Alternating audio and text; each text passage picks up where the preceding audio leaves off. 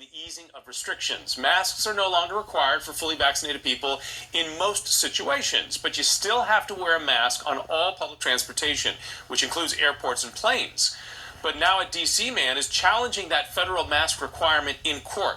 7 News On Your Side, Nick Minock is live at Reagan National Airport with more on this. Nick? Well, tomorrow, Lucas Wall, a resident of Washington, D.C., right now he's in Florida, he plans to go to federal court tomorrow filing a lawsuit against the federal government. And next week, he plans to file a lawsuit against 7 airlines on how they're enforcing the federal mask mandate on flights. No, I won't wear a mask. That's why I have my vaccination card. TSA agents turned away Lucas Wall at an airport checkpoint for not wearing a facial covering.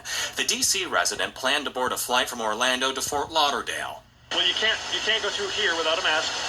Well, I refuse to comply with that. No, I can't wear a mask because of my anxiety. The frequent flyer told 7 News he now plans to file a lawsuit against the TSA, the CDC, and the President of the United States. One of my arguments will be under the 10th Amendment of the Constitution. The President, the CDC, the TSA, they have no authority to regulate public health matters solely within a state. Wall says he's fully vaccinated against COVID-19, and he wants the entire federal transportation mask mandate struck down by a federal judge. It's long past time for this illegal and what I argue unconstitutional restriction to be removed. Some passengers are removing their masks once they're through TSA and on their flight. The amount of passengers who are being banned from flying for unmasking on planes is soaring. United Airlines said the company has banned 750 people for not complying with the federal mask requirement. Alaska Airlines has banned 607 people. And Delta Airlines has banned 1,300 people and counting.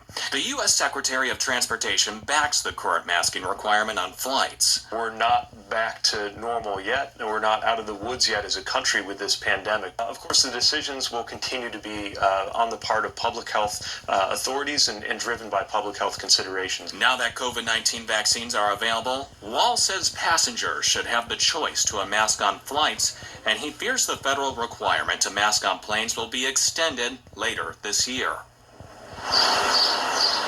Now, these federal lawsuits will be among the first of their kind, and of course, we've chatted with a lot of people who are in favor of this federal mask mandates on flights, flight attendants, passengers.